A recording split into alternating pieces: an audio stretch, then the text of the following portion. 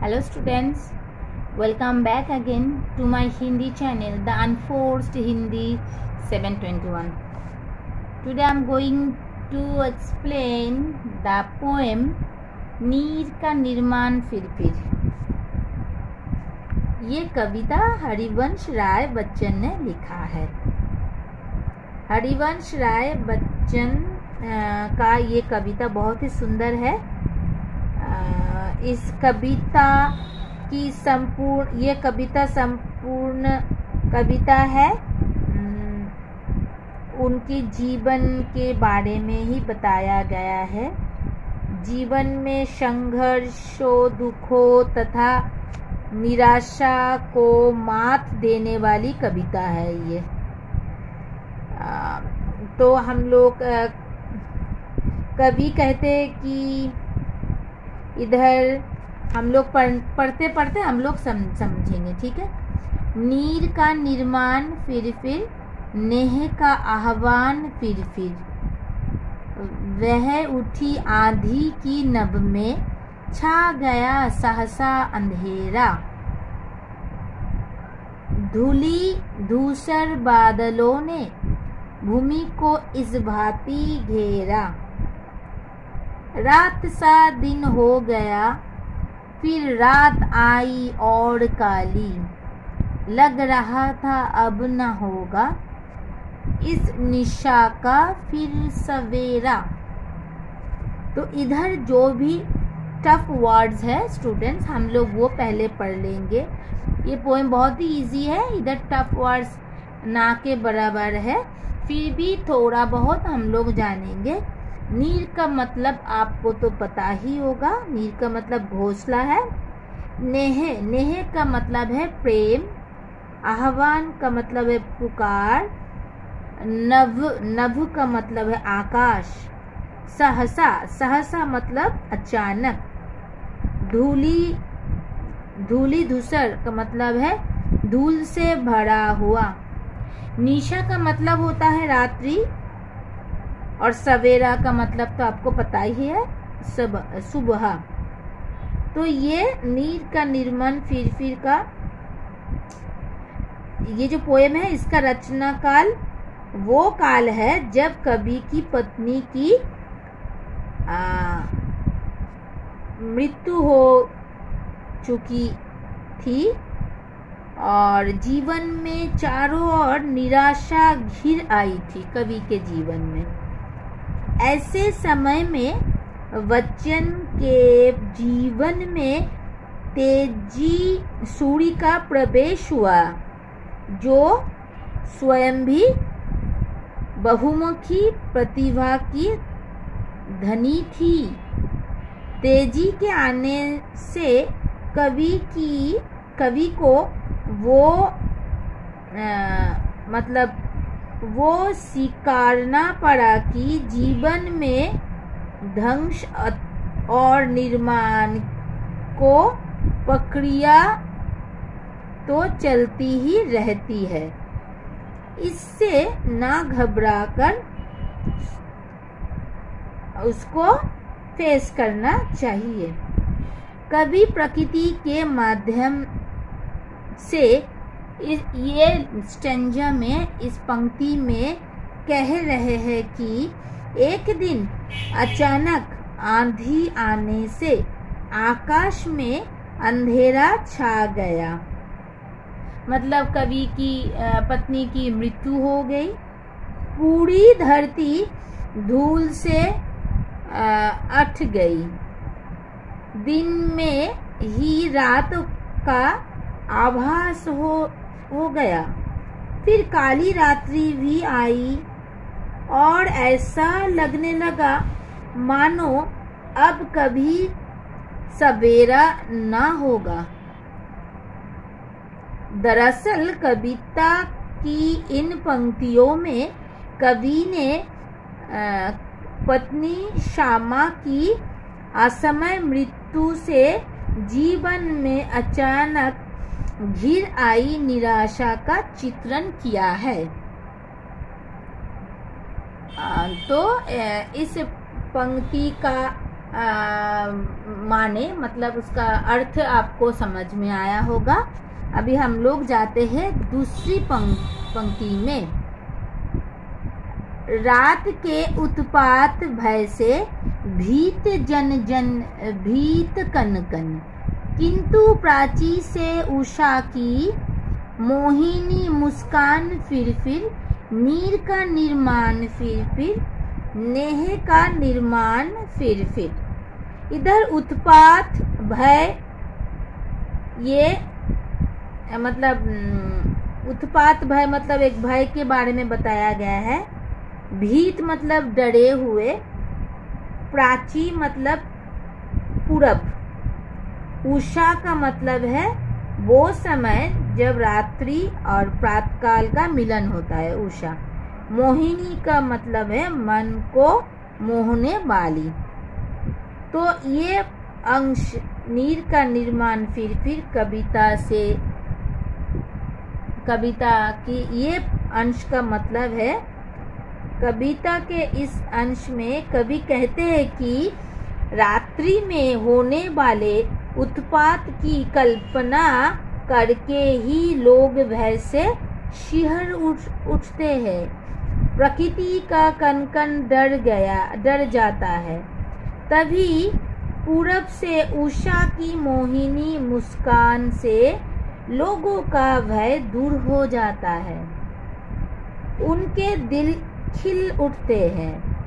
कवि ने यह अनुभव किया है कि जिस प्रकार प्रकृति में हमेशा दिन या रात नहीं होती है, ठीक वैसे ही हमेशा सुख या दुख नहीं रहता है। सुख के बाद दुख आता है और दुख के बाद फिर से सुख आता है। हमारे जीवन सुख बहुत दिनों तक नहीं ठहरता और दुख भी बहुत दिनों तक नहीं ठहरता। इनके आने जाने का क्रम लगा ही रहता है। अगर एक बार नीर उजड़ भी गया तो क्या, हमें स्नेह और प्रेम का सहारा लेकर उसका निर्माण फिर से करने में जुट जाना चाहिए। यही बात इधर कवि बता रहे हैं। तो अभी नेक्स्ट लाइन पढ़ते हैं हम लोग।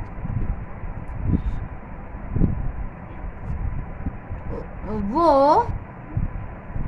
फिर कहाँ से हम लोग कितने वो चले झोंके की कापे भीम कायावन वुधर, जर समेत उखर पुखर कर गिर पड़े टूटे बिटप पर। हाय तिनको से विनिमृत घोंसलों पर क्या न बीती, डगमगाए जबकि कंकर ईंट पत्थर के महल पर। तो इधर जो भी टफ शब्द है उनको पहले हम पढ़ लेते हैं। भीम कायावन का मतलब है भीम की तरह शरीर वाला, मतलब स्ट्रॉन्ग, सुदृढ़। भूधर का मतलब है भू, मतलब धरती का धारण करने वाला। बिटप का मतलब है पेड़ और विनिमृत का मतलब है अच्छी तरह बने हुए। तो इस पंक्ति का अर्थ क्या है? ये अंश में कवि कहते हैं कि अचानक बहने वाली बयार के तेज झोंके से भीम की तरह शरीर धारण करने वाले विशालकाय पेड़ भी जड़ से उखड़ कर गिर पड़ते हैं। जब बड़े बड़े वृक्षों का ये हाल होता है तो जाने तिनके से बने घोंसलों पर क्या बीतती होगी। ईंट और पत्थर के महल भी डगमगाने लगे जब ये बयार के साथ कंकरों की बौछार उन पर होने लगी। कहने का भाव ये है कि जीवन में ऐसे भी क्षण आते हैं जब विभिन्न प्रकार के संघातों, चोटों को सहन करना पड़ता है तथा आशा रूपी बड़े बड़े महल भी हिल जाते हैं। लेकिन हमेशा ये स्थिति रहने वाली नहीं है और अच्छे दिन भी आएंगे, क्योंकि इस संसार में सुख और दुख का आना जाना तो लगा ही रहता है। यह है कविता के इस अंश का भाव। तो नेक्स्ट लाइन पढ़ते हैं। बोल आशा के विहंगम, किस जगह पर तू छिपा था, जो गगन पर चढ़ उठाता, गर्भ से निज बख्श फिर। इधर डगमगाए का मतलब है हिल गए। विहंगम का मतलब है पक्षी। गगन का मतलब होता है आकाश। निज मतलब अपना। और वक्ष मतलब छाती। कविता के प्रस्तुत अंश में कवि कहते हैं कि जब जीवन में चारों ओर निराशा के बादल छाए हुए थे, तब न जाने वो आशारूपी पक्षी कहाँ छिपा हुआ था। वही वो पक्षी है जो आकाश की ऊंचाइयों पर गर्व से अपना सीना ताने इस विषम परिस्थिति में खड़ा रहता है। ये आशारूपी पक्षी ही है जो हमें वो संदेश देता है कि विषम परिस्थितियों से ना घबराकर हमें पुनः जीवन को संवारने में लग जाना चाहिए और इस जीवन रूपी नीर का निर्माण केवल स्नेह के तिनके से ही किया जा सकता है। फिर दूसरे अंश पढ़ते हैं। नीर का निर्माण फिर, नेह का आह्वान फिर। क्रुद्ध नभ के वज्र दंतों में उषा है मुस्कुराती, घोर गर्जनमय गगन के कंठ में खग पंक्ति गाती।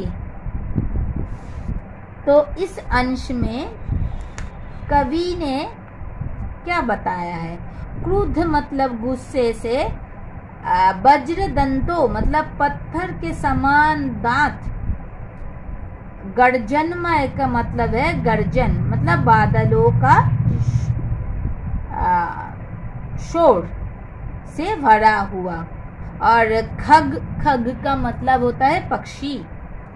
प्रस्तुत पंक्ति और अंश में कवि हरिवंश राय बच्चन प्रकृति के माध्यम से हमें वो संदेश देना चाहते हैं कि विषम परिस्थितियों में भी वो आशा ही है जो हमें जीने का संदेश देती है। अगर ऐसा नहीं होता तो क्या क्रोधित आकाश के वज्र दंतों के बीच उषा मुस्कुराती? क्या बादलों के भयंकर गर्जनों के बीच चिड़ियों के कंठ से संगीत फूटते? तो यही है कवि का मतलब इधर। और नेक्स्ट पैरा में नेक्स्ट स्टैंजा और नेक्स्ट अंशों में जाते हैं। एक चिड़िया चोंच में तिनका लिए जो जा रही है, वो सहज में ही पवन 49 को नीचा दिखाती।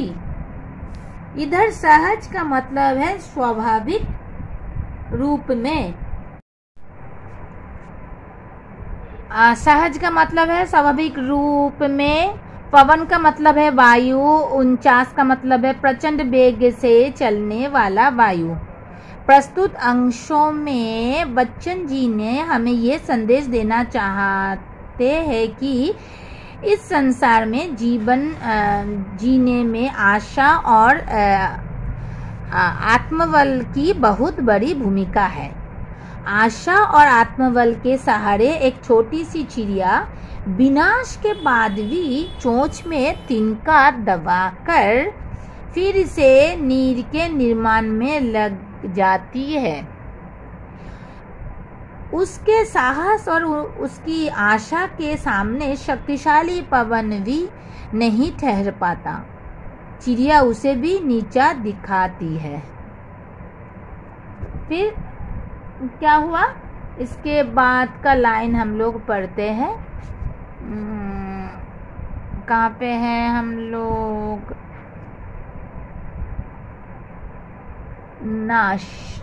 नाश के दुख में कभी दबता नहीं निर्माण का सुख। प्रलय की निस्तब्धता से सृष्टि का नवगान फिर नीर का निर्माण फिर नेह का आह्वान फिर। इस अंशों में प्रलय का मतलब है विनाश, निस्तब्धता का मतलब है शांत वातावरण, सृष्टि का मतलब है प्रकृति, नवगान का मतलब है नए गीत। और इस प्रस्तुत पंक्ति, इस अंश का, यह है कविता का अंतिम अंश। इसमें कवि बच्चन जी ने हमें ये संदेश देना चाहते हैं कि नाश में निर्माण के बीज छिपे होती है। इसलिए हमें प्रकृति को विनाश लीला से घबराना नहीं चाहिए। प्रकृति के विनाश लीला से घबराना नहीं चाहिए। नाश के दुख से कभी भी निर्माण का काम नहीं रुकता। जब विनाश लीला से प्रकृति स्तब्ध हो जाती है, कहीं कोई आवाज नहीं सुनाई देती, सब और निस्तब्धता छा जाती है, तो सृष्टि का संगीत प्रारंभ होता है। इसीलिए हमें प्रकृति से सीख लेकर नवनिर्माण में लग जाना चाहिए और प्रेम के आह्वान को दोहराते रहना चाहिए। तो ये है पोएम का भाव, इसका मीनिंग।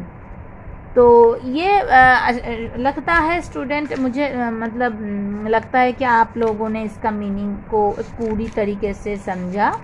इधर हरिवंश राय बच्चन हम लोगों को जीने की सीख देते हैं। उसे लगता है कि उसकी संपूर्ण कविता को मतलब उनकी जीवन शक्ति है। इस संपूर्ण कविता में उनकी जीवन शक्ति दर्शाते हैं। जीवन के संघर्षों, दुखों तथा निराशा को मात देने वाली ये कविता बहुत ही अच्छी तरीके से हम लोगों को बहुत कुछ सिखा जाती है। और कवि प्रकृति के माध्यम से कहते हैं कि एक दिन अचानक आंधी आने से आकाश में अंधेरा छा जाता है। पूरी धरती धूल से अट जाती है। दिन में ही रात का आभास होते हैं। फिर काली रात भी आई और ऐसा लगने लगा मानो अब कभी सवेरा नहीं होगा। दरअसल कविता की इन पंक्तियों में कवि ने अपनी पत्नी श्यामा की असमय मृत्यु से जीवन में अचानक घिर आई निराशा का चित्रण किया है। तो रात्रि में होने वाले उत्पात की कल्पना करके ही लोग भय से शिहर उठे। प्रकृति का कन कन डर गया। तभी पूरब से उषा को मोहिनी मुस्कान से लोगों का भय दूर हो गया, उनके दिल खिल उठे। कवि ने ये अनुभव किया है कि जिस प्रकार प्रकृति में हमेशा दिन या रात नहीं होती है, ठीक वैसे ही हमेशा सुख और दुख नहीं रहता है। इनके आने जाने का क्रम तो लगा ही रहता है। अगर एक बार नीर उजड़ भी गया तो क्या, हमें स्नेह और प्रेम का सहारा लेकर उसका निर्माण फिर से करना चाहिए। और कवि ये भी कहते हैं कि अचानक बहने वाली बयार के तेज झोंके से भीम की तरह शरीर धारण करने वाले विशालकाय पेड़ भी जड़ से उखड़ कर गिर पड़ता है। जब बड़े बड़े वृक्षों का ये हाल होता है तो जाने तिनके से बने घोंसलों पर क्या बीतती है। ईंट और पत्थर के महल भी डगमगाने लगे जब बयार के साथ कंकरों की बौछार उन पर होने लगती है।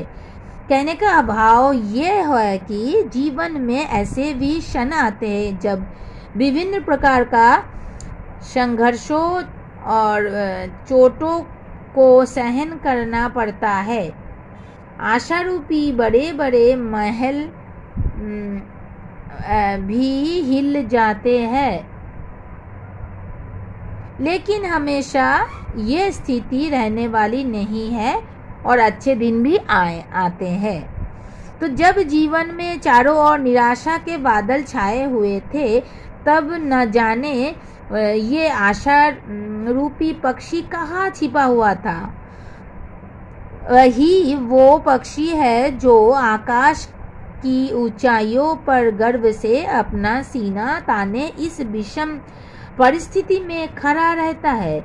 वो आशा रूपी पक्षी ही है जो हमें ये संदेश देता है कि विषम परिस्थितियों से ना घबराकर हमें फिर से जीवन को संवारने में लग जाना चाहिए।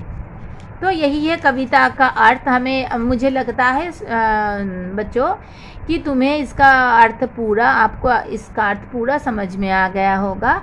अगर आपको ये कविता का मेरा जो एक्सप्लेनेशन है वो समझ में आया होगा तो ज़रूर मेरे इस वीडियो को लाइक कीजिए और दोस्तों के साथ शेयर कीजिए और सब्सक्राइब करना मत भूलिएगा। Thank you for watching. Bye. Good night.